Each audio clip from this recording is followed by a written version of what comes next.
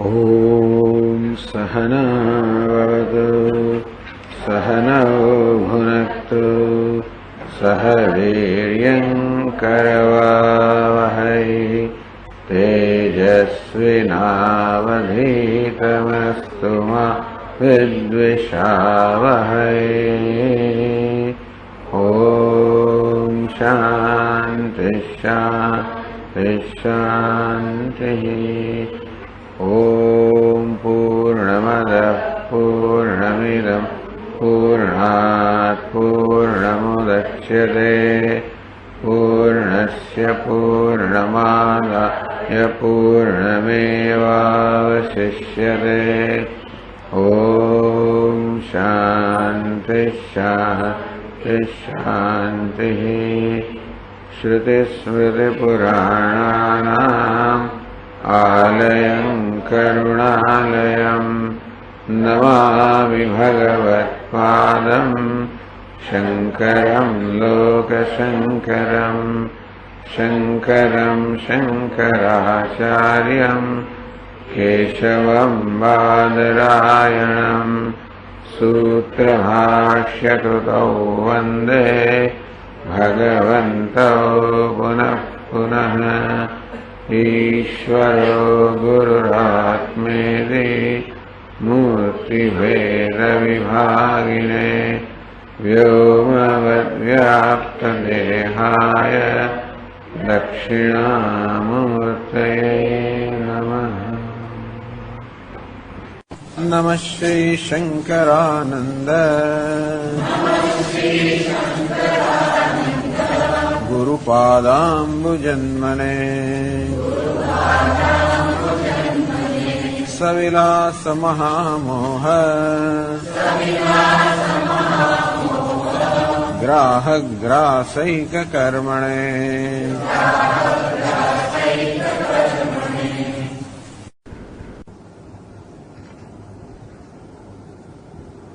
से 137वां श्लोक थी।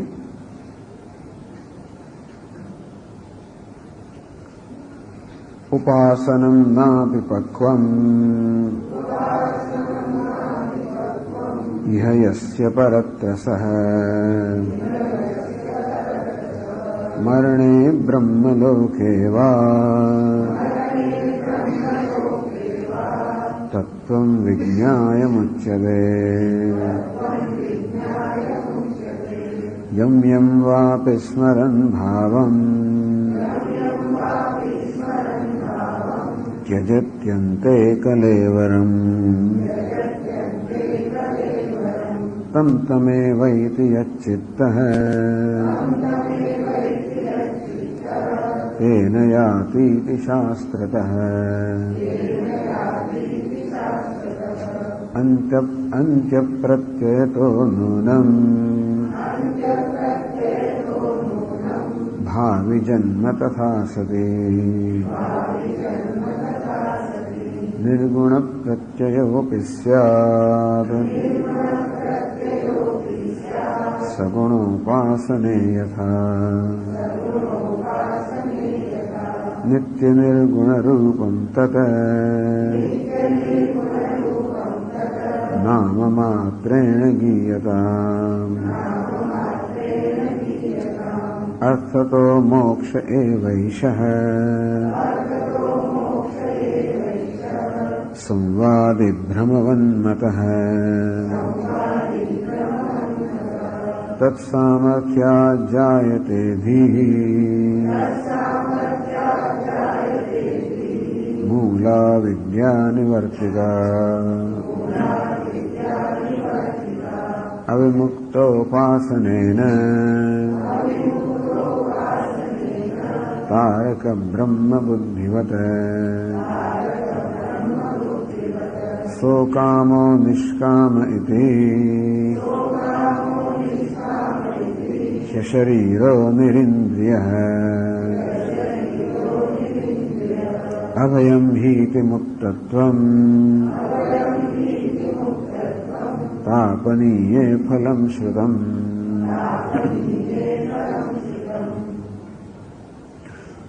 તો આ પ્રકારે નિર્ગુણ બ્રહ્મની ઉપાસનાથી કહ્યું ઉપાસન ના વિપક્વમ. પ્રશ્ન કર્યો કયા પ્રકારે ઉપાસના કરતા હોય અને તત્વજ્ઞાનાત પ્રાણ મરણે સતી. આપ કહો છો કે નિર્ગુણ બ્રહ્મની ઉપાસના તત્વજ્ઞાન જન્મે. એનો ક્રમ આગળ કહેવામાં આવ્યો કે આ પ્રકારે ઉપાસનાથી ધીમે ધીમે એને સમાધિ પ્રાપ્ત થાય. એમ કરવાથી નિર્વિકલ્પ સવિકલ્પ સમાધિ પ્રાપ્ત થાય, પછી નિર્વિકલ્પ સમાધિ પ્રાપ્ત થાય અને પછી મહાવાક્યના જ્ઞાનથી તત્વનો પરોક્ષ જ્ઞાન જન્મે, મહાવાક્યના ઉપદેશથી. આ પ્રમાણે નિર્ગુણ ઉપાસનાથી તત્વજ્ઞાન જન્મે એ કહેવામાં આવ્યું. પરંતુ આ પ્રકારે ઉપાસના કરનારને મોક્ષ પ્રાપ્ત થાય અર્થાત ઉપાસનાની પરિપક્વતા થાય પહેલા જો મૃત્યુ થઈ જાય તો ઉપાસનમ ના પક્વમ હે. આ જન્મમાં જેની આ પ્રકારની ઉપાસના પક્વ થઈ નથી અર્થાત એ મોક્ષ પ્રાપ્ત થાય ત્યાં સુધી પરિપક્વતા ઉપાસનાએ પ્રાપ્ત નથી કરી. ઇહે યસ્ય પરત્તસ મરણે બ્રહ્મલોકે વા તત્વ વિજ્ઞાય મુચ્યતે. પણ સહ તત્વ વિજ્ઞાય મુચ્યતે એ તત્વનું જ્ઞાન પ્રાપ્ત કરીને જરૂર અને મુક્તિ પ્રાપ્ત થશે, ભલે આ જન્મ પ્રાપ્ત ના થાય. મરણે શક્ય છે કે મરણ સમયે એને તત્વજ્ઞાન થાય, અથવા તો પરત્ર પરલોકમાં થાય, અથવા બ્રહ્મલોકે કે બ્રહ્મલોકમાં થાય. તો જે પ્રકારની ઉપાસનાની પરિપક્વતા શક્ય છે કે મરણ સમયે એનામાં બ્રહ્મ જ્ઞાનની વૃત્તિ જન્મે અને ભ્રણ સંયુક્ત થાય, અથવા તો પછી બીજો દેહ પ્રાપ્ત કરે જ્યાં ઉપાસના ચાલુ રહે અને પરિપક્વતા પ્રાપ્ત થતા એ જ્ઞાન પ્રાપ્ત કરે, અથવા તો એ બ્રહ્મલોકને પ્રાપ્ત કરે અર્થાત અહીંથી પછી બ્રહ્મલોકને પ્રાપ્ત કરે અને ત્યાં જ્ઞાન પ્રાપ્ત કરવા દ્વારા મુક્તિ પ્રાપ્ત કરે. આ પ્રકારે પરંતુ એને જરૂર એને બ્રહ્મ જ્ઞાન થશે અને મુક્તિ પ્રાપ્ત થશે. તો મરણ સમયે જ્ઞાનથી મુક્તિ થાય એના માટે ભગવાન વાક્ય કહ્યું યમ યમ વાપી સ્મરણ ભાવમ તે ત્યંતે કલેવરમ તમ તમે વૈતી. મરણ સમયે જે પ્રકારની ભાવના જાગૃત થાય એ જ ભાવના અનુરૂપ ગતિને પ્રાપ્ત કરે. આ મરણ સમયનામાં હું બ્રહ્મ છું એ પ્રકારની તો નિર્ગુણ ઉપાસનાને ના બળને પરિણામે મરણ સમયે આ પ્રકારે બ્રહ્મ ભાવના જાગૃત થાય તો એ મુક્તિ પ્રાપ્ત કરે. યચ્ચિત્ત સ્થૈર્યાતુ ઇતિ શાસ્ત્રતઃ. શાસ્ત્રમાં કહે છે યચ્ચિત્ત તૈરેવ યચ્ચિત્ત તૈરેવ યાતિ. મરણ સમયે જે પ્રકારનું ચિત્ત એનું હોય યસ્મિન વિષયે ચિત્તમ યસ્ય સ યચ્ચિત્ત. મરણ સમયે જે પ્રકારના વિષયનું ચિત્ત હોય તો જેમ ભગવાને ગીતામાં બધી પ્રકારે પ્રશ્નો કહેવામાં આવ્યું કે મરણ સમયે જે પ્રકારની ચિત્તમાં ભાવના હોય એ પ્રકારે એની ગતિ થતી હોય છે. તેની પ્રાણામ આયાતિ. પ્રાણ તેજસાયુક્ત આત્મા યથા સંકલ્પમ લોકમ નેતિ. તો આપાન વાયુ છે એને એના સંકલ્પિત લોકમાં લઈ જાય તો બરોબર છે. આપણે કહ્યું કે ભાઈ યા અંતે મતિ સા ગતિ, અંતમાં જે મતિ હોય એ પ્રકારે ગતિ પ્રાપ્ત થાય આ બરાબર છે. પરંતુ મુક્તિ થાય એ ક્યાંથી આપણે કહ્યું તો 138માં શ્લોકમાં કહ્યું અંત્ય પ્રત્યયતોનું ભાવિ જન્મ. એક તો નિશ્ચિત છે કે અંતકાળે જે પ્રકારનો પ્રત્યય, જે પ્રકારની ભાવના, જે પ્રકારની વૃત્તિ જન્મે એનાથી ભાવિ જન્મ અર્થાત પછી ભાવિની ગતિ નક્કી થાય તો નક્કી થઈ ગયું. તથા સતી નિર્ગુણ તો પછી પણ જો નિર્ગુણ પ્રત્યય જન્મે તો નિર્ગુણ બ્રહ્મ પ્રાપ્ત થાય. સગુણ જે કઈ પ્રકારનો પ્રત્યય, જે પ્રકારની ભાવના મૃત્યુ સમયે જન્મે એ પ્રકારની ગતિ એને પ્રાપ્ત થાય. તો સગુણ ઉપાસના યથા આખી જિંદગી સુધી એને કોઈ સગુણ અર્થાત દેવતાની ઉપાસના કરી હોય એ પ્રકારની મૃત્યુ પ્રાપ્ત થાય અને એવી ગતિને પ્રાપ્ત થાય તો નિર્ગુણ પ્રત્યયો બી સ્યાદ. તો તે રીતે એને બહુ લાંબા કાળ સુધી નિર્ગુણ બ્રહ્મની ઉપાસના કરી હોય કે હું નિર્ગુણ બ્રહ્મ એ પ્રકારની ઉપાસના કરી હોય તો એ પ્રકારની વૃત્તિ જન્મી શકે. સદા તદભાવ ભાવિત. તો સદાકાળ જે પ્રકારની ભાવનાનું આપણે સેવન કર્યું હોય એ પ્રકારે આપણા મનનો આકાર રચાય અને મૃત્યુ સમયે પણ મન આપણો એ પ્રકારનો આકાર ધારણ કરે અને આ રીતે આપણને એ ગતિ પ્રાપ્ત થાય. અને તેથી દીર્ઘકાળ સુધી એને નિર્ગુણ બ્રહ્મની ભાવના જાળવી રાખે. ભાવના ઉપાસન ભાવના તો એ ભાવના પણ મરણ સમયે જાગૃત થઈ શકે અને તો એ પ્રકારે એને નિર્ગુણ બ્રહ્મ પ્રાપ્ત થાય. તો એ નિર્ગુણ બ્રહ્મની ભાવનાથી નિર્ગુણ બ્રહ્મ પ્રાપ્ત થાય. મોક્ષ પ્રાપ્ત થાય કેવી રીતે? તો નિર્ગુણ બ્રહ્મની પ્રાપ્તિ અને મોક્ષની પ્રાપ્તિ કે બે જુદી વસ્તુ નથી. કારણ કે નિર્ગુણ બ્રહ્મની પ્રાપ્તિ આત્મ થયા જ થાય. સગુણ બ્રહ્મની પ્રાપ્તિ કોઈ આત્માની ભિન્ન થયા પ્રાપ્ત થાય. સગુણ બ્રહ્મ એટલે ઈશ્વર જે ગુણ ધરાવનારો હોય, સર્વજ્ઞ સર્વશક્તિ, જે કઈ પ્રકારના ગુણને આપણે એ પ્રકારની ઉપાસના કરી હોય, જેમ કે કોઈ પણ દેવતાની ગુણ સહિતની ઉપાસના પણ કે નિર્ગુણ ઉપાસના પણ થાય. ભલે ગણેશજી હોય તો પણ એ ગણેશજીમાં આપણે કોનું આવાહન કરીને મહત્વનું છે. ગણેશજીમાં આપણે માત્ર વિઘ્નેશ્વરનું આવાહન કરીએ તો એ પ્રકારે, ગણેશજીમાં સગુણ બ્રહ્મનું આવાહન કરીએ તો એ પ્રકારે, અને ગણેશજીમાં નિર્ગુણ બ્રહ્મનું આવાહન કરીએ તો એ પ્રકારે જે કોઈ દેવતા હોય એમાંથી શનું આવાહન કરવું એ આપણે વાળા થાય. અને એની મોટા ભાગના લોકો ગણેશની આરાધના કરતા હોય તો પોતાના બધા વિઘ્નો દૂર થાય કે અંતરાય દૂર થાય એ માટે સામાન્ય રીતે આરાધના કરે, સકામ ભક્તિ કરતા હોય. તો કેટલાક લોકો ગણેશજી એટલે સગુણ બ્રહ્મ એ પ્રકારે આરાધના કરતા હોય. માત્ર વિઘ્નેશ્વર એવો એક મર્યાદિત જ માત્ર એ પ્રકારનો એમનો ભાગ નહીં કે વેશ નહીં, પરંતુ એ સર્વજ્ઞ સર્વશક્તિમાન ઈશ્વર છે. ત્યારે કેટલાક કે નહીં ગણેશ તો ઉપાધિ છે, પરંતુ એ ઉપાધિ સાથે સંકળાયેલું ચૈતન્ય નિર્ગુણ છે, નિર્વિશેષ છે. અને આપણે ઈષ્ટ દેવતાઓમાંથી પણ કોનું આવાહન કરવું? અગર શક્ય છે કે શરૂઆતની અંદર ગણેશજીની આરાધના કરે ત્યારે માત્ર એ વિઘ્નનાશક ભગવાનની આરાધના કરતો હોય, સકામ અર્થ એટલે પેલો કહે ને આર્ત હે જિજ્ઞાસુ અર્થાર્થી. ચલો તો પરીક્ષા વખતે જ ગણેશને યાદ કરીએ, આર્ત ભક્ત હોય. પછી ગમે તે જગ્યાએ ગમે તે કામ કરે તો ગણેશ યાદ કરે કે આ જે કર્મ હું શરૂ કરું છું એમાં કોઈ વિઘ્ન ના નડે, અર્થાર્થી. પછી કે નહીં આ ગણેશની કૃપા મારે જોઈ છે, મારો અંતઃકરણ શુદ્ધ થાય અને મારામાં જિજ્ઞાસા જન્મે. તો વિઘ્નો જુદા જુદા પ્રકારના હોય ને, બહારના વિઘ્ન હોય, આંતરિક વિઘ્ન હોય. આપણે કોને વિઘ્ન ગણીએ જેના પર આધાર છે. તો જેમ જેમ માણસ મન પરિપક્વ થાય તેમ તેમ એની વિઘ્ન વિશેની સમજ પણ બદલાવી જાય. અને એની પહેલા મને દરેક બસ મળવી જોઈએ અને હું જયારે જોઉં ત્યારે ફલાણ રાહુ કા ને પેલો કા ને ફલાણ, ટૂંકમાં કોઈ જગ્યાએ ટ્રેનમાં મુસાફરી ગયા તો જોઈ નીકળે કે ભાઈ એમાં કયું વિઘ્ન છે, શું છે. પછી જરા મોટા વિઘ્નની વાત કરતા પછી છેવટે જોઈએ કે ભાઈ બધા મોટા ખરેખર વિઘ્ન તો આંતરિક જ છે. આ બધા આંતરિક આસુરી સંપત્તિ વગેરે ખરા મારા વિઘ્નો છે અને મારે એ વિઘ્નોને મારે મુક્ત થવું છે. એની પ્રાર્થના થાય. સમસ્ત દુર્દક્ષય દ્વારા પરમેશ્વર પ્રીત્યર્થમ. જે કંઈ દ્વૈત, જે કંઈ નિષેધાત્મક વૃત્તિઓ કે વલણો મારામાં હોય, જે કંઈ રાગ દ્વેષ હોય, જે મારી આધ્યાત્મિક ઉન્નતિમાં આડે આવતા હોય એ દૂર થાય. અને છેવટે અજ્ઞાન નામનું વિઘ્ન દૂર કરવા માટે ટૂંકમાં વિઘ્ન કોને કહેવાય? વિઘ્નની આપણી સમજ જ બદલાવી જાય. અને છેવટ મને એમ લાગે કે એક જ વિઘ્ન છે કે જે અજ્ઞાન કે જનરલ અહંકાર. આ રીતે સગુણ બ્રહ્મ આપણે જ્યાં સુધી કંઈક સિદ્ધિ પ્રાપ્ત કરવા માંગતા હોઈએ, એ સિદ્ધિ પછી કોઈ શક્તિમાં હોય, કોઈ જ્ઞાન હોય, કશું પણ હોય, ત્યાં સુધી હંમેશા મારે કંઈક બનવાનું છે. હું શક્તિશાળી બનું છું, હું સિદ્ધ પુરુષ બનું છું, હું ચમત્કારિક પુરુષ બનવા માંગુ છું કે હું કઈ દેવલોકમાં જવા માંગુ છું. તો હંમેશા એ સગુણ ઉપાસનામાં કશું જ બનવાનું. અને એની એ જે પ્રાપ્તિ થાય આત્મા કરતા ભિન્નની પ્રાપ્તિ થાય, મારા કરતા ભિન્ન કશીક વસ્તુની પ્રાપ્તિ માટે મને વધારે મહત્વ છે. તો જેને પોતાના કરતા બીજી બધી વસ્તુનું વધારે મહત્વ એની ઉપાસના કરે. આપણને જીવનમાં જેનું મહત્વ એની ઉપાસના આપણે કરીએ. અને તેથી આપણે ભૂલ લોક હે, ભૂર લોક હે, સ્વર લોક હે એવા લોકની આરાધના મહત્વ તો એની ઉપાસના કરીએ. ये शाम है अयम आत्मा अयम लोक है.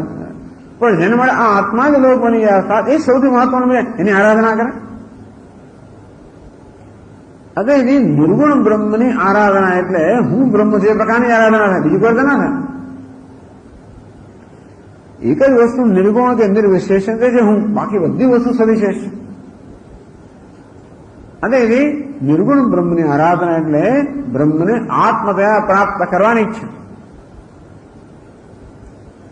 અંતેથી કહેવામાં આવ્યું કે નિર્ગુણ બ્રહ્મની પ્રાપ્તિ અને મોક્ષની પ્રાપ્તિ જુદી એટલા માટે નથી કે નિર્ગુણ બ્રહ્મની પ્રાપ્તિ એટલે આત્મા નિર્ગુણ બ્રહ્મ છે એવી પ્રાપ્તિ. અર્થાત નિર્ગુણ છું, નિર્વિશેષ છું, નિરુપાધિક છું, સ્વરૂપાધિ સર્વમય મુક્ત છું. એ આપણું વાસ્તવિક સ્વરૂપ છે. અંતેથી પોતાના વાસ્તવિક સ્વરૂપમાં સ્થિતિ નિષ્ઠા પ્રાપ્ત કરનાર મોક્ષ. નિત્ય નિર્ગુણ રૂપમ તદ નામ માત્રેણ ગીયતા.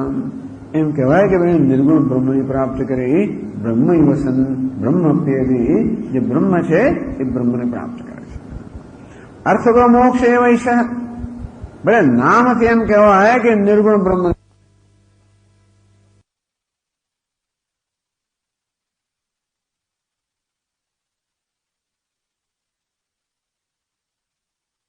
એનો અર્થ શું થાય? નિર્ગુણ બ્રહ્મનો અર્થ થાય આત્માને પ્રાપ્ત કરો એટલે આત્મામાં નિષ્ઠા પ્રાપ્ત કરી અર્થાત મોક્ષ પ્રાપ્ત કરવો. પણ નિર્ગુણ ઉપાસના કરવી એટલે મનમાં એક પ્રકારની ભાવનાનો પ્રવાહ જાળવી રાખવો. કોઈ ઉપાસના એટલે આપણા મનમાં એ પ્રકારની ભાવનાનો પ્રવાહ જાળવી રાખવો. એને સજાતે વૃત્તિ પ્રવાહ કહેવામાં આવે. એક જ જાતિના એક જ પ્રકારની ભાવનાનો પ્રવાહ મનમાં જાળવી રાખો એનું નામ છે ઉપાસના.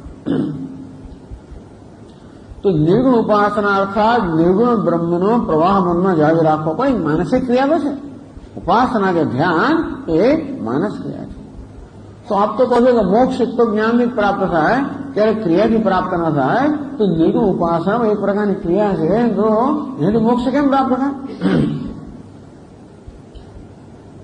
તો કે અમે એમ કહેવા માંગીએ છીએ એટલે કહ્યું 140માં શ્લોકમાં તત્ સામર્થ્યા જાય કે ધીહી મૂલા અવિદ્યા નિવર્તિકા. તો કે અમે એમ નથી કહેતા કે ઉપાસનાથી મોક્ષ પ્રાપ્ત થાય.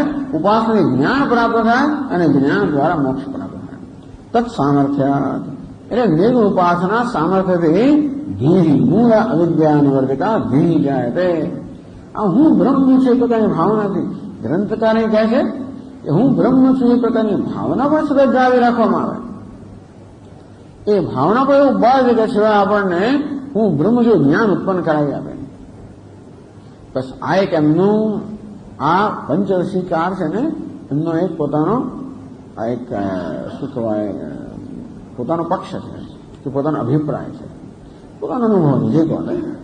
પરંતુ કે હું બ્રહ્મ છું એ પ્રકારની ભાવના પણ જાળવી રાખવાથી એ ભાવના પરિપક્વ થતા જ્ઞાનમાં પરિણમે. હા આપણે એવું તો એવું સમજી નહીં કે દરેકને એવું શાસ્ત્રનો આમ તો મોહ પાયો તો હોય એવું નથી કે એને હું બ્રહ્મ છું જ્યાં ભાવના કરવા માટે બધું શ્રવણ હોવું જ જોઈએ. પછી એ જ્ઞાનમાં પરિણમે. ટૂંકમાં આ ઉપાસનાનું જન્મનું જ્ઞાન છે મુક્તિનું સાધન છે. તત્ સામર્થ્યાત ધીહી જાય રે. તો કે આ પ્રકારે હું બ્રહ્મ છું કે નિર્ગુણ બ્રહ્મની ભાવનાના જાળવવાના બળને કારણે પણ ધીહી અર્થાત એ બ્રહ્મનું જ્ઞાન જન્મે છે. મૂળ અવિદ્યા નિવર્તિકા. મૂળ અવિદ્યા એટલે એક મૂળ અવિદ્યા એક તૂલ અવિદ્યા. મૂળ અવિદ્યા એટલે કે આવરણ અને હવે જન્મે વિક્ષેપ. આ વિક્ષેપ સહિત જે આવરણ છે બધું દૂર થઈ જાય. મૂળ અવિદ્યા નિવર્તિકા. જેવી રીતે સગુણ બ્રહ્મની ઉપાસનાથી આપણને સગુણની પ્રાપ્તિ થાય તેવી રીતે નિર્ગુણ બ્રહ્મની ઉપાસનાથી નિર્ગુણની પ્રાપ્તિ થાય. તમે આ ક્યાંથી જાણ્યું? નનુ નિર્ગુણોપાસનસ્ય મોક્ષ ફલમિત્ર અત્ર કિમ પ્રમાણ? તો નિર્ગુણની ઉપાસનાથી મોક્ષ પ્રાપ્ત થાય એના માટે આપણી પાસે શું પુરાવો છે? શાસ્ત્રનો એવો પુરાવો ખરો? તો કે હા 141 શ્લોકમાં રહ્યું સો કામો નિષ્કામો શરીરો નિરિન્દ્રિય અભયમ હિ મુક્તત્વ તાપનીય ફલમ શ્રુતમ. તો કહ્યું છે બૃહદારણ્યક ઉપનિષદમાં સ્વ અકામ નિષ્કામ આપ્તકામ આત્મકામ દર્શ પ્રાણા ઉત્ક્રામંતી અત્રૈવ સમવદીયંતે બ્રહ્મૈવ સન્ન બ્રહ્મ અપ્યેતિ. તો જે અકામ બની ગયો છે અકામ અર્થાત જેના મનમાં જગતના વિષયો કોઈ પ્રકારની કામના ઉત્પન્ન કરી શકતા નથી.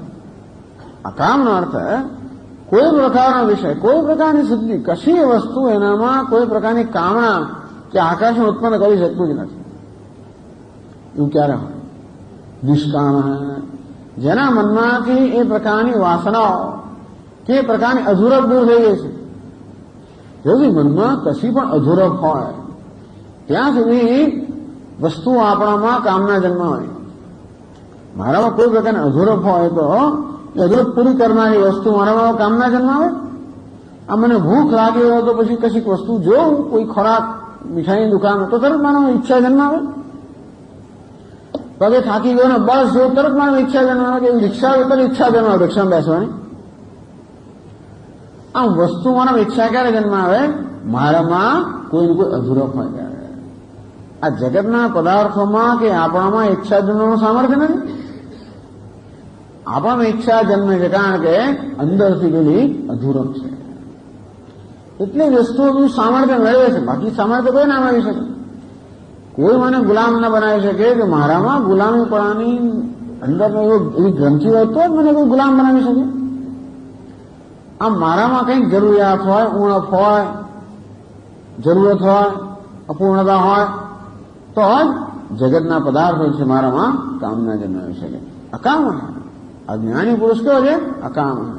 અર્થાત કોઈ વસ્તુ એનામાં કામના જન્માવી નથી. આપણે તો કંઈક સાંભળીને કંઈક આપણાથી કેવું સરસ સ્વામી તમને ખબર છે ને આમ કર્યું, બસ પાણીમાંથી દૂધ થયું, આપણે કેવું સરસ. એને કહ્યું નામ ટ્રેન, એને કહ્યું ટ્રેન આવવી જ જોઈએ, આવી ગઈ છે. અને હું કહું છું ટ્રેન તમને મોડી હશે, ચિંતા ના કરો. મોડી નથી. આમ આપણા ધુમાડા ખડા થઈ ગયા, કેવું સરસ, આવું થાય તો કેવું સરસ. ટૂંકમાં આ પ્રકારની ચમત્કૃતિઓ હોય, સિદ્ધિઓ હોય, શક્તિઓ હોય કે આમ કંઈક આમ પીછું ફેરવું ને લોકોનો વશમાં જાય કે શક્તિઓ મળે આપણને મનની અંદર આકર્ષણ હોય.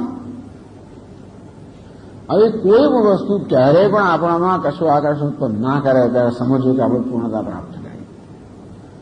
આ તો કશું જ નથી.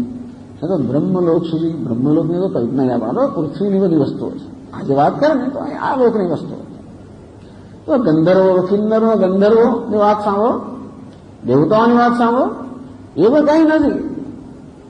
એના કરતા 100 ગણો આનંદ ઇન્દ્રનો, એના કરતા 100 ગણો આનંદ બૃહસ્પતિનો, એના કરતા 100 ગણો આનંદ પ્રજાપતિનો. એ કશી વસ્તુ જયારે મારામાં આકાશનો અકામ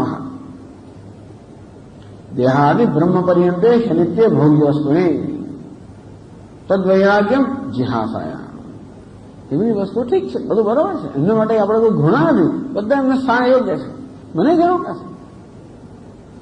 એમનો તિરસ્કાર નથી, પરંતુ એમની આવશ્યકતા નથી. કેમ નિષ્કામ છે? ટૂંકમાં અંદરથી બધી અધૂરપ જતી કેમ જોઈએ? આપ કામ કઈ બધી કામનાઓ પૂરી થઈ ગઈ. અરે એવું બની કેમ શકે કે માણસે બધી કામના પૂરે? આત્મકામ, એને જ્ઞાન થઈ ગયું કે જે કાંઈ છે એ આત્મા જ છે, હું જ છું. એટલે જેને કામના ક્યારે થાય? કોઈ વસ્તુ મને અપ્રાપ્ત હોય ત્યારે. અપ્રાપ્ત વસ્તુની કામના એમ ને. પણ આત્મા એટલે પ્રાપ્ત. જયારે જ્ઞાન બધું નિત્ય પ્રાપ્ત જ છે. બધું હું જ છું. આ તો મારી જ વિભૂતિ છે.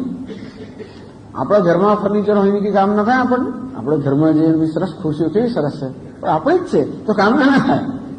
બીજા કોઈના ઘરમાં જઈએ અને ખુરશી કામ ના થાય. હવે આપણી પાસે કેવું થાય, કેવી સરસ રોકિંગ ચેર છે, કંઈક થાય આપણને. આપણા માટે કામ ના થાય. આપ તો કામ એ બધી કામના પૂર્ણ કેમ? કારણ કે બધી વસ્તુને દર્શન દ્રષ્ટિ કેવી છે? આ તો આત્મા જ છે, હું જ છું, નિત્ય પ્રાપ્ત છે. નિગસ્ય પ્રાણા ઉત્ક્રામંતી. જેનું મૃત્યુ થાય ત્યારે મનમાં કોઈ પ્રકારની ઈચ્છા ન હોવાના કારણે કોઈ ગતિ જ નથી. જવાનું ક્યાં થાય? મનમાં કશીક ઈચ્છા હોય ત્યારે, કઈ પણ વૃત્તિ હોય, કંઈક અધૂરો હોય ત્યારે જવાનો પ્રશ્ન છે ને. નિગસ્ય પ્રાણા ઉત્ક્રામંતી. એના પ્રાણને કોઈ ધકેલનારું કોઈ વસ્તુ જ રહીને ને. આ તો ઉદાહરણ હોય ધકેલી લઈ જાય છે. અંદર રહેવું તો ના રહેવા દે આપણને, ધકેલી મૂકે. આ શરીરનું કામ પૂરું ધકેલી. કોણ ધકેલો? ખેંચે. કોણ? આપણી અધૂરી ઈચ્છાઓ અને વાસનાઓ ખેંચીને લઈ જાય આપણને. એ હોય તો કોણ ખેંચનારું હોય? કોઈને ધકેલનારું પણ નથી, બાજુ ખેંચનારું પણ. કશે પ્રાણા ઉત્ક્રામંતી. એના પ્રાણ તો ઉત્ક્રમણ કરતા નથી. એને ક્યાંય જવાનું રહેતું નથી. ત્યારે શું થાય? અત્રૈવ સમવલીયંતે, બસ અહીં જ લીન થઈ જાય છે. એ પોતાના કારણો લીન થઈ જાય. એટલે તમે શાંતિની કલ્પના કરો. શાંતિ કોણ? કોઈ પ્રકારની અશાંતિ નથી, કોઈ પ્રકારનો ઉચ્ચાર નહીં, અજંપો નથી, અશાંતિ નથી, ઈચ્છા નથી, અપેક્ષા નથી, જરૂરત નથી. બ્રહ્મસન બ્રહ્મપ્યેતિ, બ્રહ્મસન બ્રહ્મ અપ્યેતિ. જે બ્રહ્મ છે તો એને બ્રહ્મને પ્રાપ્ત કરો, અર્થાત એને જ્ઞાન છે કે હું બ્રહ્મ છું. એ ન હોય ત્યાં સુધી પોતાને અધૂરો માનતો હતો. અધૂરો તો એક ગ્રંથિ છે, એમાંથી મુક્ત થઈ ગયો. આની ચર્ચા આપણે પહેલી ગયા ક્લાસની અંદર. પછી કહે અશરીરો નિરિન્દ્રિયો અપ્રાણ શમના સચ્ચિદાનંદ માત્ર હૈ. એવં આ પ્રકારે જે આરાધના કરે છે કે હું કોણ છું? અશરીર હૈ. આ શરીર હું નથી, શરીર વગરનો છું. નિરિન્દ્રિય, આ ઇન્દ્રિયો નથી, ઇન્દ્રિય રહી જશે, એનો દ્રષ્ટા છે. અપ્રાણ શમના, આ પ્રાણ હું નથી, મન હું નથી. ટૂંકમાં જે શરીર, ઇન્દ્રિય, પ્રાણ, મન બધાના તાદાત્મ્ય મુક્ત થયો છે. ત્યારે કોણ છે? સચ્ચિદાનંદ માત્ર. માત્ર આ શરીર, ઇન્દ્રિયો, પ્રાણ, મન બધાને પ્રકાશિત કરનાર, એ બધાને સત્તા સ્ફૂર્તિ પ્રદાન કરનાર સચ્ચિદાનંદ માત્ર છું. સહ સ્વરાજ ભવતી, જો આને સ્વરાજ બની ગયો. સ્વયં રાજતે એથી સ્વરાજ, અર્થાત જે પોતાની સ્વતંત્રતામાં વિરાજમાન છે. એને કારણે જગતનો પણ રાજા બની ગયો. જગતનો રાજાનો અર્થ નહીં કે કોઈનો પણ અધિકાર સ્થાપિત કરે, પણ ટૂંકમાં એ બધા પ્રકારના પ્રભાવથી મુક્ત થઈ ગયો. કે એવં વેદ, આ પ્રકારે જે ઉપાસના કરનાર છે કે હું અશરીર છું, નિરિન્દ્રિય છું, અપ્રાણ છું, અમના છું, એ સચ્ચિદાનંદ માત્ર છું, એ એવં વેદ, એ સ્વરાજ બને છે, અર્થાત મુક્ત બને છે. ચિન્મયો છે ઓંકાર, ચિન્મયમિદમ સર્વમ, તસ્માત પરમેશ્વરેવ એકમેવ તદ્ભવતી. એતદમૃતમ અભયમ એતદ બ્રહ્મ અભયમ વૈ બ્રહ્મ ભવતી એવં વેદ રહસ્યમ ઇત્યાદિ. ચિન્મયો ही अयम ओंकार है. આ મોટે ભાગે નિર્ગુણ બ્રહ્મની ઉપાસના છે કે બ્રહ્મનો ઓંકાર. આગળ ગ્રંથકારે જણાવ્યું આપણને કે આપણને નિર્ગુણ બ્રહ્મની ઉપાસના તમને ક્યાં હોય પ્રાપ્ત થઈ? નિર્ગુણ બ્રહ્મની ઉપાસના થાય એવું તમને મળ્યું ક્યાં છે? વિચાર તમે ક્યાંથી આવ્યો? તો કે બધા ઉપનિષદને પ્રાપ્ત કઈ રીતે? ઓમકારની ઉપાસના રીતે. તો કહ્યું ચિન્મયો ઓમકાર હૈ. આ ઓમકારને વાસ્તવિક સ્વરૂપ એક ચિન્મય હૈ, મતલબ ચિત્ત સ્વરૂપ છે. ચિન્મયમિદમ સર્વમ, તો આ જગત શું છે? ઓમ ઇત્યેદ સર્વમ, આ બધું શું છે? તો આ ઓમ જ છે. ઓમ ઇતિ બ્રહ્મ, ઓમ ઇતિદગુમ સર્વમ. ઓમ બ્રહ્મ, ઓમ જ આ સર્વ છે. ઓમકાર ચિન્માત્ર છે, આ સર્વ ચિન્માત્ર છે. એક જ ચૈતન્ય, હાલતો ચાલતો ચૈતન્ય છે. ટૂંકમાં આવી રીતે હાલતો ચાલતો દોડતો, એટલા માટે બધે શિવજી નમસ્કાર કરવામાં આવે. આસીનેભ્ય શયાનેભ્ય, બેઠેલાને નમસ્કાર, સુતરાને નમસ્કાર. ભગવાન બેઠેલા છે. ભગવાન કોણ? ભગવાન ચિન્મય એ બેઠે છે, સુવે છે, જાતનું કરે છે. એમને બાણ કાઢ્યું, ધનુષ પર ચડાવીને ફેંક્યું, કોણ કરે? એ ચિન્મય સચ્ચિદાનંદ. ચિન્મયમ ઇદમ સર્વમ, તસ્માત પરમેશ્વર એવ એકમ. અંતેથી એક પરમેશ્વર જ છે, બીજું કોઈ નથી. એકમેવ તદ્ભવતી એતદમૃતમ અભયમ એતદ બ્રહ્મ. તું પરમેશ્વર જ આ સર્વ છે. પરમેશ્વર કેવો છે? અમૃતમ અભયમ, અમૃત છે, અભય છે.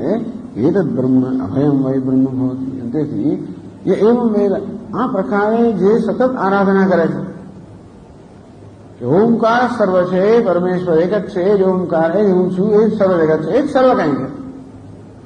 આ પ્રકાર ઓમકાર પર આ પ્રકારના નિર્વિશેષ બ્રહ્મના નો આરોપ કરે, એ પ્રકારનો ખ્યાલ એના પર ધરાવીને એવં વેદ, આ પ્રકારે ઓમકારની આરાધના કરે છે. અભયમ વૈ બ્રહ્મ ભવતી, એ વાસ્તવમાં બ્રહ્મ જે અમૃત છે, અભય છે, એ બ્રહ્મ બની જાય છે. એ રહસ્યમ. આ પ્રકારે ઉપનિષદમાંથી આ વાક્યો પ્રાપ્ત થાય છે કે નિર્ગુણ બ્રહ્મની આ પ્રકારે વેદ ઉપાસના કરનાર. સામાન્ય રીતે એવમ વેદ, આ પ્રકારનો શબ્દ પ્રયોગ જયારે ઉપનિષદમાં હોય ત્યારે એ વેદનો અર્થ ઉપાસિત કે ઉપાસતે, આ પ્રકારે ઉપાસના કરે છે એવો અર્થ. ઇત્યાદિ વાક્ય તાપનીયોપનિષદની નિર્ગુણોપાસનસ્ય મોક્ષ ફલત્વેન શ્રુતે ઇત્યર્થ. તો આના બધા વાક્યોમાં જાણે કે ઋષિનું ઉત્તર તાપની ઉપનિષદની વાત કરી અને બીજા આગળમાં કહ્યું કે નિર્ગુણ બ્રહ્મની આ પ્રકારે ઉપાસના કરે છે એને એનું ફળ છોડે મોક્ષ પ્રાપ્ત થાય છે એવું શ્રુતિમાં પ્રતિપાદન થયેલું છે. એટલે ગ્રંથકાર કહેશે કે ભાઈ આ કે મારો કે મૌલિક વિચાર નથી, આ તો શાસ્ત્ર સંમત છે, કોઈ નવી વસ્તુ નથી કહેતો, કપોલ કલ્પિત વસ્તુ નથી, પરંતુ શાસ્ત્ર સંમત છે. હવે આગળ કહે છે નનુ ઉપાસના મુક્તિ સ્યાત ચેદ. આપના કહેવા પ્રમાણે ઉપાસના જો મુક્તિ થાય. આગળ બધા વાક્યો આપણે કયા કે એવમ વેદ, આપે જે વાક્યો કયા અમે એવું થયું કે આ પ્રકારે જે ઉપાસના કરે છે એને નિર્ગુણ બ્રહ્મ પ્રાપ્ત થાય, સચ્ચિદાનંદ પ્રાપ્ત થાય, મુક્ત થઈ જાય. એ વાક્યોમાંથી સ્પષ્ટ સમજાય છે. જે વાક્યનો આપણે એવું સીધું અક્ષરશ અર્થ કરીએ તો એવું લાગે કે ઉપાસના મુક્તિ પ્રાપ્ત થાય છે. ઉપાસના મુક્તિ સ્યાત છે. આપ કહો એ પ્રમાણે ઉપાસનાથી મુક્તિ પ્રાપ્ત થાય, ધ્યાનથી મુક્તિ પ્રાપ્ત થાય. નાન્ય પંથા વિદ્યતે અયનાય એવી શ્રુતિ વિરોધ સ્યાદ. તો શાસ્ત્ર સ્પષ્ટ રીતે કહે છે કે જ્ઞાન વગર મુક્તિ પ્રાપ્ત કરવાનો બીજો કોઈ માર્ગ નથી. અયનાય અન્ય પંથા ન વિદ્યતે. મોક્ષ માટે આત્મજ્ઞાન સિવાય બીજો કોઈ ઉપાય નથી. સંપશ્યન બ્રહ્મ પરમ યાદ નાન્ય હેતુના. બધે કહેવામાં આવે છે સંપશ્યન બ્રહ્મ પરમમ, પરમ બ્રહ્મ સંપશ્યન, આ પરમ બ્રહ્મનું જ્ઞાન પ્રાપ્ત કરીને જ મુક્ત થાય છે. અન્ય હેતુના, બીજા કોઈ હેતુ કે બીજા કોઈ સાધનથી નહીં. તો શાસ્ત્રો કે પરમ બ્રહ્મના જ્ઞાનથી મોક્ષ થાય અને આપ તો કહો છો કે પરમ બ્રહ્મની ઉપાસના મોક્ષ પ્રાપ્ત થાય. તો આપ જે કહો છો અથવા આપે જે વાક્યો કયામાં થયું શું કે અમે કહીએ છીએ આ વાક્યોના આધારે, પણ આ વાક્યો જો સાચા હોય તો પછી એ જ ઉપનિષદ આ વાક્યો બીજા વાક્યનો વિરોધ કરે એનું શું? ઉપનિષદના આપણે એક જ વ્યક્તિ માનીએ છીએ. સમગ્ર ઉપનિષદ સમૂહને આપણે એક જ વસ્તુ, એક જ વ્યક્તિ માનીએ છીએ. એક જ પ્રમાણમાં. એવું નહીં કે ભાઈ એક ઉપનિષદ આમ કે બીજું પેલું કે, એવું નહીં. બધા ઉપનિષદ ઉપનિષદ. વેદાંતો નામ ઉપનિષદ પ્રમાણ. ઉપનિષદ એક કંઠે કહેવાય જે કહેતા હોય. મારી આંખ કઈ કે તમારી આંખ બીજું કે પેલાની આંખ ત્રીજું કે. આંખ એટલે રૂપ અને રંગવાળાનું પ્રમાણ. ના મન તો એ લીલો રંગ દેખાય સ્વામી, પેલા તો મન તો પીળો દેખાય, પેલો તો મન લાલ દેખાય. મુશ્કેલી છે. આંખ એટલે પ્રમાણ. જેની જે આંખ હોય નહીં ખરી તે તો ઉપનિષદ પ્રમાણ જે જગ્યાએ હોય છે. સ્વામી દયાનંદ મહારાજ કે કદાચ બીજી કોઈ સંસ્કૃતિની અંદર પણ એમ કહે કે તું બ્રહ્મ છે, આપણે ઉપનિષદ જ કહીશું ટૂંકમાં. એટલે હવે એવું જાણે કે ઉપનિષદના કેટલાક વાક્યો ઉપનિષદના બીજા વાક્યનો વિરોધ કરતા જાણે માટે પ્રશ્ન થયો. એની શ્રુતિ વિરોધ હતી. તો શ્રુતિના જે વાક્યો સ્પષ્ટતાથી કહે છે કે જ્ઞાન સિવાય મોક્ષ માટે બીજો કોઈ સાધન ઉપાય નથી. એ વાક્યો આ તમે ઉદ્ધૃત કરાય એ વાક્યનો વિરોધ થાય કે આ વાક્ય પેલાનો વિરોધ કરે. તો કે ના એવું નથી. વિદ્યા વ્યવધાન મોક્ષ પ્રદત્તો અધિદાન. તો કે નહીં, આગળ કહ્યું તે પ્રમાણે આ નિર્ગુણ બ્રહ્મની ઉપાસના તારા જ્ઞાન ઉત્પન્ન કરે અને એ દ્વારા મોક્ષ ઉત્પન્ન કરે. એક વ્યવધાન, એક અંતરાય રહેલો છે. ઉપાસના અને મોક્ષ વચ્ચે એક અંતરાય, વચ્ચે કઈ વસ્તુ રહેલી? વિદ્યા રહેલી છે. તો જ્ઞાન ને મોક્ષ કોઈ અંતર નથી. ઉપાસના અને મોક્ષ વચ્ચે અંતર છે કે વચ્ચે વિદ્યા પણ આવે છે. એટલે ઉપાસના, વિદ્યા અથવા જ્ઞાન અને મોક્ષ. અને એવું હોવાને કારણે કોઈ વિરોધ નથી. 142 શ્લોકમાં કહે છે ઉપાસનસ્ય સામર્થ્યાત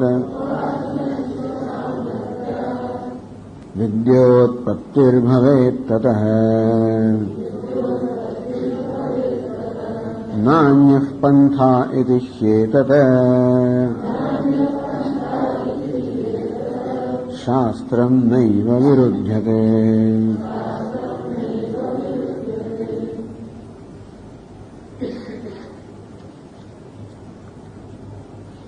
ઉપાસના સે સામર્થ્યાત હવે 140માં શ્લોકમાં કહેવામાં આવ્યું છે ખરેખર તો ઉપાસના સે સામર્થ્ય, પણ આ તો આ શ્લોકની જરૂર એટલા માટે કે બધા બીજા ઉપનિષદમાંથી બીજા વાક્યો જયારે ઉદ્ધૃત કરવામાં આવ્યા આ બે પ્રકારના વાક્યો વચ્ચે વિરોધ છે.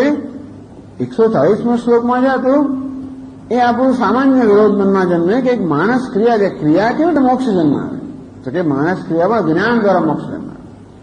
અહીં કહે છે કે ભાઈ નિર્ગુણ ઉપાસના ક્યાં મોક્ષ જન્મ આવે તો જ્ઞાન દ્વારા.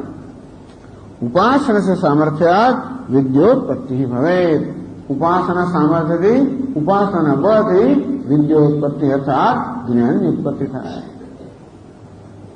તતઃ એવું હોવાને કારણે નાન્ય પંથા શાસ્ત્ર વિરુદ્ધ એવું હોવાને કારણે જ્ઞાન સિવાય મોક્ષ નથી એ શાસ્ત્રનો કોઈ વિરોધ નથી, કારણ કે ઉપાસના જ્ઞાન ઉત્પન્ન કરે એ દ્વારા મોક્ષ પ્રદાન કરે.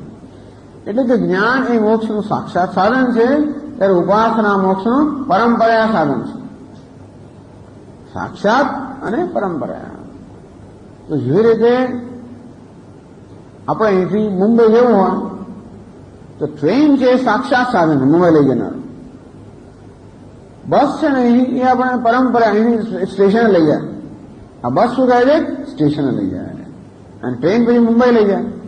પેલો કે આ બસમાં બેસો તો મુંબઈ પહોંચી જશો. બસમાં બેસો તો મુંબઈ ના પહોંચાય. આ તો બસ અમને ક્યાં પહોંચાય? સ્ટેશને પહોંચાય. પણ ત્યાં જઈશું તો ટ્રેન મળશે અને તે રીતે આપણે પહોંચીશું. એ પ્રકારે આ ટ્રેનને આપણે કહીએ સાક્ષાત સાધન, બસને કહીએ પરંપરા સાધન. તો એની પહેલા બસ સ્ટેન્ડ પર ચાલીને જવું પડે એવું સાધન. પછી બસ એમ કરતા કરતા પરંપરા આપણે પહોંચીએ. તેવી રીતે ઉપાસના એ પરંપરા સાધન છે, અજ્ઞાન સાક્ષાત સાધન માટે કોઈ વિરોધ નથી.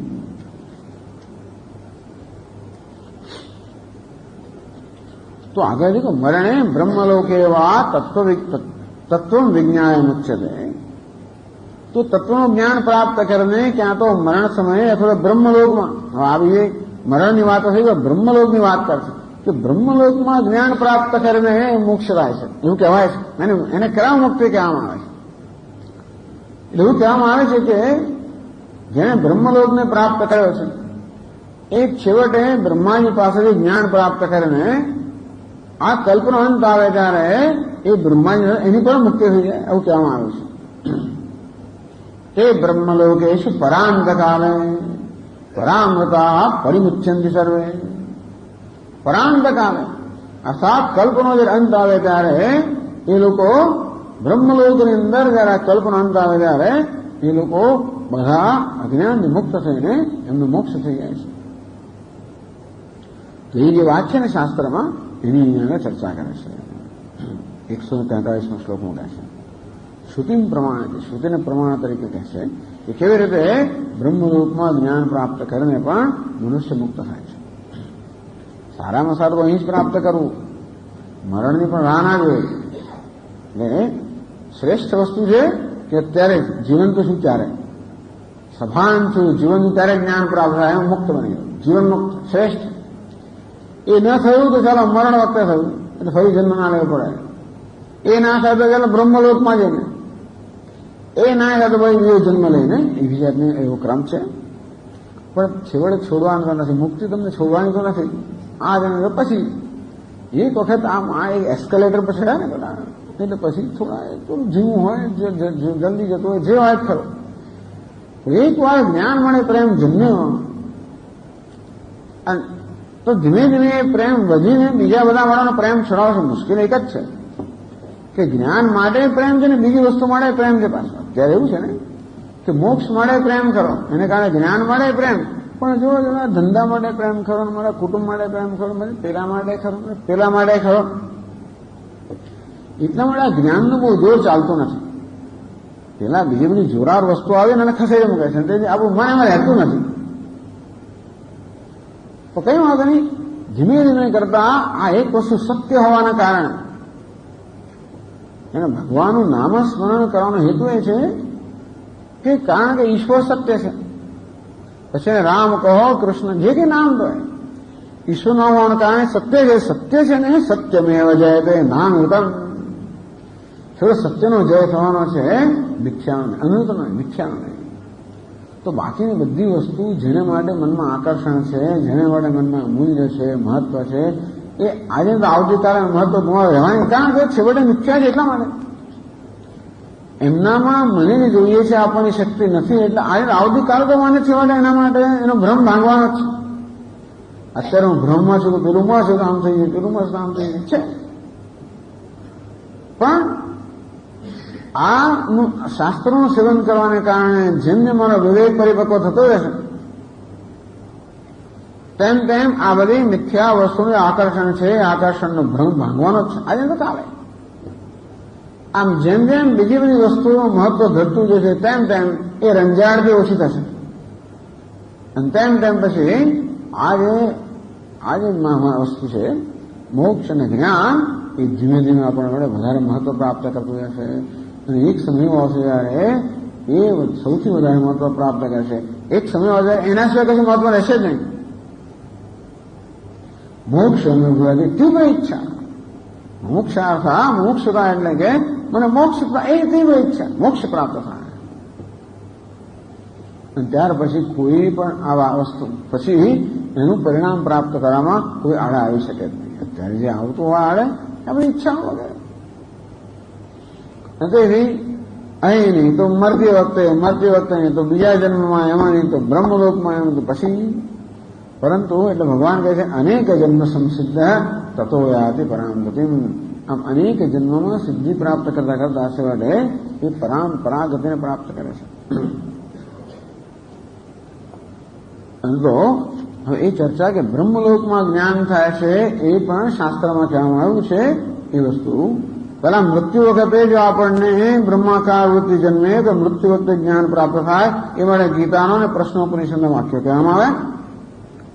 હવે ધારો કે મૃત્યુ વખતે જ્ઞાન વૃત્તિ ના જન્મે, ના બ્રહ્મલોકમાં જઈએ તો બ્રહ્મલોકમાં જ્ઞાન જન્મે ત્યાં મુક્ત થાય એ માટેના વાક્યો કહે છે.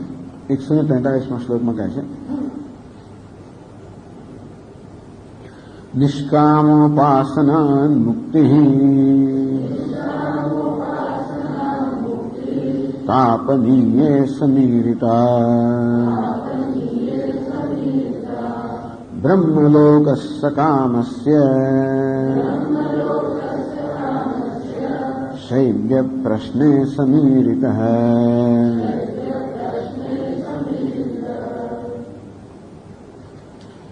નિષ્કામોપાસનાદ મુક્તિ તાપનીય સમીરિતા સમ્યક ઈરિતા. આપણે આગળમાં જ વાક્યો દેખાયા એમાં સ્પષ્ટ કહેવામાં આવ્યું કે એવમ વેયમ કહીને કે નિષ્કામ ઉપાસના જે કરે, નિર્ગુણ બ્રહ્મની ઉપાસના કરે એને મુક્તિ પ્રાપ્ત થાય. એ તેને નૃસિંહ ઉત્તર તાપના ઉપનિષદના જે વાક્યો બધા કયા ને એ વાક્યો દ્વારા એ કહ્યું ને કે આ શરીર હૈ, નિરિન્દ્રિય પ્રાણ અમન સચ્ચિદાનંદ તો સ્વરાજ ભવતી એવમ વેદ વગેરે. તો આ બધા વાક્યો દ્વારા કહેવામાં આવ્યું કે ભાઈ નિષ્કામોપાસના, નિષ્કામ એટલે કે નિર્વિશેષ બ્રહ્મ, નિષ્કામનો અર્થ એવું જ કરવું જોઈએ. મુક્તિ તાપનીય સમીરિતા. તો આપણે નિર્ગુણ બ્રહ્મની ઉપાસના કરીએ તો મુક્તિ પ્રાપ્ત થાય એ પેલી ઉત્તર તાપને ઉપનિષદમાં કહેવામાં આવ્યું. બ્રહ્મલોક સકામસ્ય, સગુણ બ્રહ્મની ઉપાસના કરે ને બ્રહ્મલોક પ્રાપ્ત થાય. અથવા નિર્ગુણ બ્રહ્મની ઉપાસના કચાશ થઈ જાય તો પરિપક્વતામાં કચાશ હોય તો બ્રહ્મલોક પ્રાપ્ત કરે. શૈવ્ય પ્રશ્ને સમેરિત હૈ. આ વસ્તુ શૈવ્યના પ્રશ્નોપનિષદમાં અને સારી રીતે કહેવામાં આવ્યું છે. તો નિષ્કામ કે નિર્ગુણ ઉપાસનાથી મુક્તિ પ્રાપ્ત થાય એ તો ઉપનિષદના વાક્યો કહેવામાં આવે. પણ સગુણ બ્રહ્મની કે સકામ ઉપાસનાથી પણ છેવટે બ્રહ્મલોક પ્રાપ્ત થાય એ પ્રશ્નોપનિષદમાં કહેવામાં આવ્યું છે. તો 144નો જે પછીનો શ્લોક છે ને એમાં એ વસ્તુ કહે છે કે ઉપાસ્તે ત્રિમાત્રેણ બ્રહ્મ ब्रह्मलोके समीयते स एतस्मात् जीवघनात् परम पुरुषमीक्षते। આ પ્રશ્નો એવું છે ને, આ બધું તો પછી આ ગ્રંથને જાણવા માટે સમજવા બધા ઉપનિષદો જાણવા પડે. મેં કહ્યું પ્રમાણે ટૂંકમાં જેમ બ્રહ્મસૂત્ર બધા શાસ્ત્રનો આખો સમન્વય કરે તેવી રીતે આ બધા ગ્રંથો પણ બધા શાસ્ત્રનો સમન્વય કરે છે. શ્રુતિનો અને ન્યાયનો, ઉપનિષદના વાક્યોનો, ભગવદ્ ગીતા જેવા ગ્રંથોના વાક્યોનો અને ઉપરાંત બ્રહ્મસૂત્ર વગેરેનો પણ સમન્વય કરીને બતાવે છે. એ ઉપાસતે ત્રિમાત્રેણ ઓમકારને 3 માત્રાઓની મદદ સહિત જે ઉપાસના કરે છે. સ બ્રહ્મલોકે નિયતે, એને બ્રહ્મલોકમાં લઈ જવામાં આવે છે. તો અહીં કહ્યું છે પ્રશ્નોપનિષદનું વાક્ય, યહ પુનઃ એકમ ત્રિમાત્રેણ ઓમિત્યનેવ અક્ષરેણ પરમ પુરુષમ અભિધ્યાયિત. પરંતુ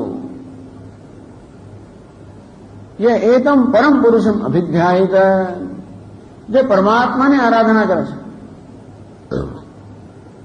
ત્રિમાત્રેણ ઓમિતિ અનેનૈવ અક્ષરેણ.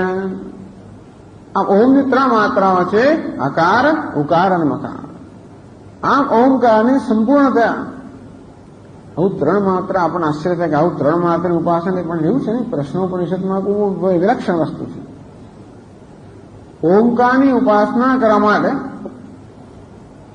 એની અવય ઉપાસના મહત્યાંગ ફળ કહેવામાં આવે છે. ઓમકારની 3 ઉપાસના, 3 માત્રા, અકાર, ઉકાર, મકાર. એ 3 માત્રા સહિતના ઓમકારની જે ઉપાસના કરે એને તો બ્રહ્મલોક પ્રાપ્ત થાય છે. પણ માત્ર એક જ માત્રાની ઉપાસના કરે, અકારની, બીજો કોઈ ઉકાર નહીં, તો એટલી ઉપાસના કરનારને પણ મહાન ફળ પ્રાપ્ત થાય છે.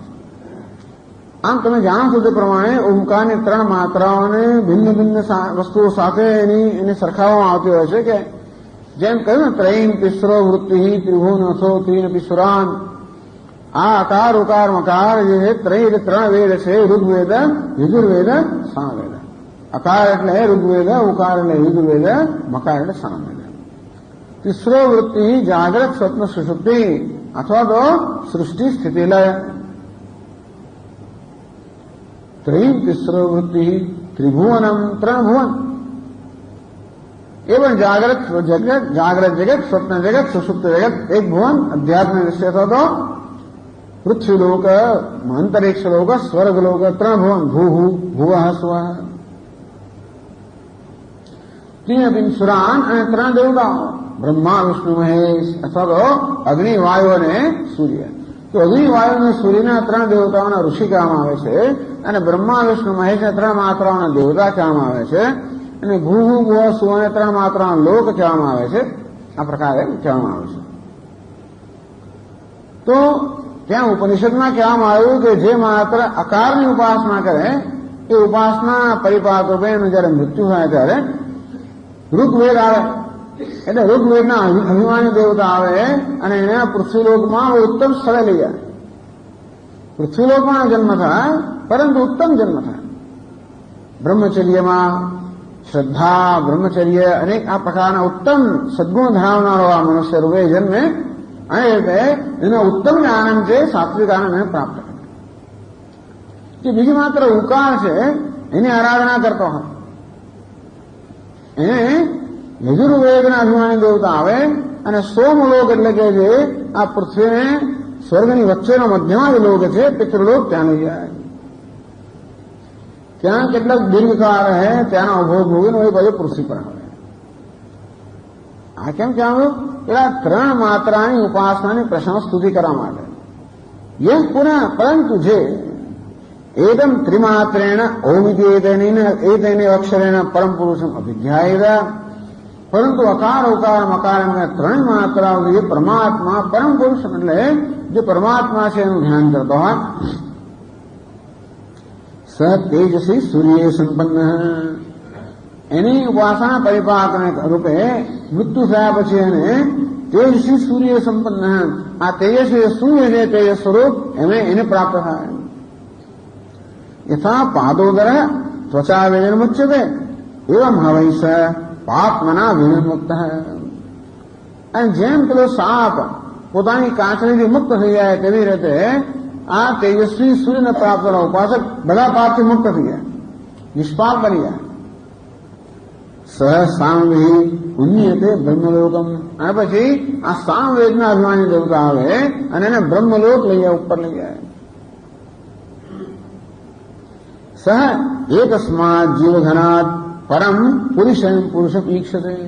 એ બ્રહ્મલોકને પ્રાપ્ત કર્યા પછી એકસ્માત જીવઘનાત, આ બધા જીવોનો સમૂહ એટલે હિરણ્ય ગર્ભ.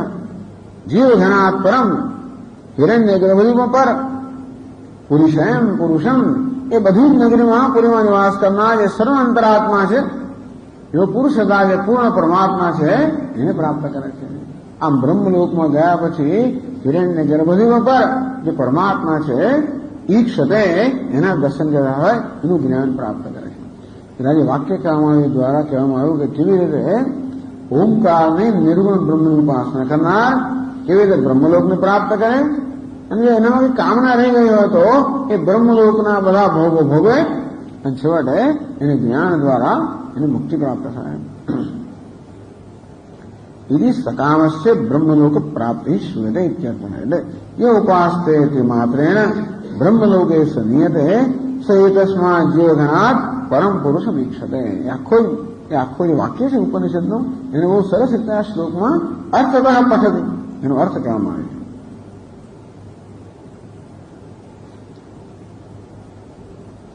નनु શૈલિક પ્રશ્ને સકામસ્ય બ્રહ્મલોકગતો એવ પ્રતિવરેતિ આશંક્ય.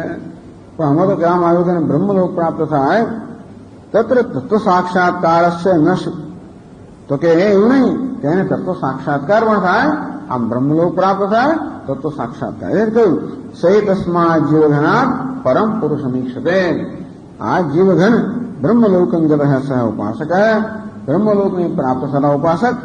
એ તસ્માત જીવઘનાત, જીવ સમષ્ટિ રૂપાત હિરણ્ય ગર્ભા. ઘન એટલે સમષ્ટિ, આ બધા જીવોની સમસ્ત હિરણ્ય ગર્ભ છે, એનાથી પરમ ઉત્કૃષ્ટમ પુરુષમ નિરૂપાધિક ચૈતન્ય રૂપમ પરમાત્માનું ઈક્ષતે. ટૂંકમાં હિરણ્ય ગર્ભનું અધિષ્ઠાન જે નિરૂપાધિક ચૈતન્ય છે, જે પરમાત્મા છે, ઈક્ષતે સાક્ષાત કરોથી એનું જ્ઞાન એને પ્રાપ્ત થાય છે. એટલે બ્રહ્મલોકમાં જઈને એને પરમાત્માનું જ્ઞાન થાય છે અને એ દ્વારા મુક્ત થાય છે. એમ કહીને બ્રહ્મલોકમાં જ્ઞાન દ્વારા મુક્તિ પ્રાપ્ત થાય છે. એ વેદાંતનો સિદ્ધાંત જે ક્રમ મુક્તિમાં વેદાંતનો સ્વીકારવામાં આવેલો છે. આપણને એની કોઈ દરકાર નથી, પણ સિદ્ધાંત દ્રષ્ટિએ જાણવું જોઈએ. કોઈ બ્રહ્મલોકને માટે કોઈ પ્લાન નથી કરતો કે બિચારું બ્રહ્મલોકમાં જઈને અહીંયા જ કરો ને, બ્રહ્મલોકમાં જઈને મુક્ત થવાને તો અહીંયા શું કામ ના કરો. તો કદાચ ને કે અહીંની આરાધનામાં પરિપક્વતામાં કચાશ રહી ગઈ હોય તો એ કચાશ બ્રહ્મલોકમાં જઈને એને કચાશનું કારણ છે તો કશેક સૂક્ષ્મ ઈચ્છા રહી ગઈ, અત્યંત સૂક્ષ્મ. સકામ એટલે આવી આડીવડી કામના હોય, અત્યંત સૂક્ષ્મ કઈ કામના રહી ગઈ હોય. હવે સ્થૂળ કામના તો બિચારો સતત જન્મના ચક્કરમાં જ હોય, એવો સકામ નહીં. તો કદાચ હિરણ્ય ગર્ભની કામના રહી, એની બહુ ઉત્કૃષ્ટ કામના હોય, અત્યંત સૂક્ષ્મ કામના કંઈક રહી ગઈ હોય.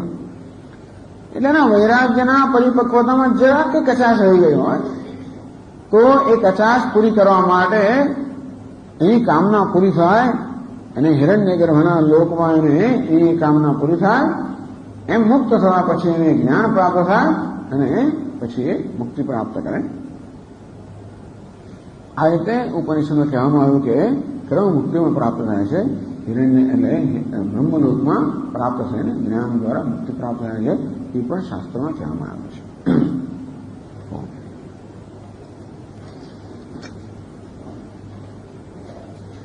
ઓમ પૂર્ણમદઃ પૂર્ણમિદં પૂર્ણાત પૂર્ણમુદચ્યતે પૂર્ણસ્ય પૂર્ણમાદાય પૂર્ણમેવાવશિષ્યતે. ઓમ શાંતિ શાંતિ શાંતિ. શંકરં શંકરાચાર્યં કેશવં બાદરાયણં सूत्रभाष्यकृतौ वन्दे भगवन्तौ पुनः पुनः। ईश्वरो गुरुरात्मेति मूर्तिभेदविभागिने व्योमवद्व्याप्तदेहाय दक्षिणामूर्तये नमः। ॐ शान्ति शान्तिः। हरिः ॐ। श्री